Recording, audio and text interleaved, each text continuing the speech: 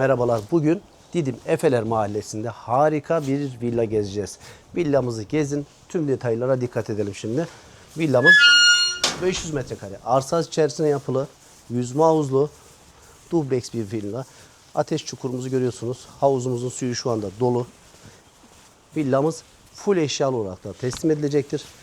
Peyzaj çalışmalarına dikkat ederseniz öyle küçük ağaçlandırma değil, bildiğiniz orman havası göreceksiniz burada.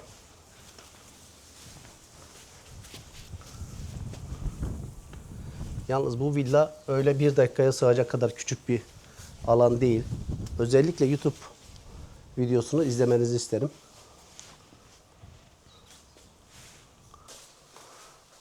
Şöyle buyurun. Girişte sağ tarafta vestiyerlerimiz var. Yine alt katta bir banyo alanımız var. İşçiliklere dikkat etmenizi istiyorum. Gerçekten de çok özenerek yapılmış. Duvarlar full mobilya döşemeli. Evet, salonumuzu görüyorsunuz. Yapacak diyecek hiçbir şey yok. Şömine kurulu.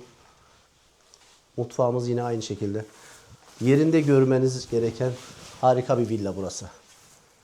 Emsallerinde olmayan her şeyi burada bulabileceksiniz. Kapı yükseklikleri 2 metre olarak yapılmış. Ekstralarıyla çok güzel bir villa. Yine girişte bir tane yatak odası var. Hasta veya misafirler için ayrılmış.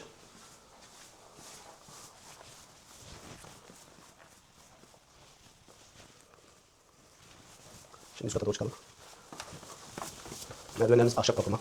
Kaleyi boşluğunu görüyorsunuz, gayet geniş. Evet. Ortak banyodan başlayalım isterseniz.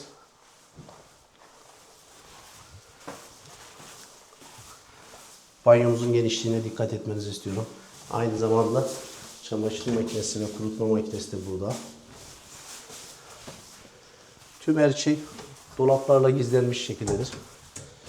Evet, burada ebeveyn banyolu, giyinme odalı harika bir oda. Arsamız 500 metrekare olduğu için gayet geniş bir inşaat alanı çıkmış.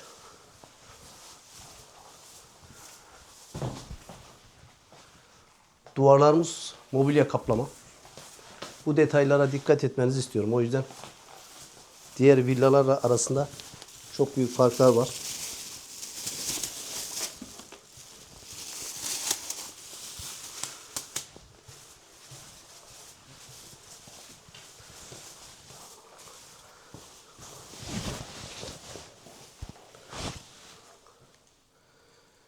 Evet, bu villamızı yerinde görmek için Adanova Emlak'a gelmeyi unutmayınız.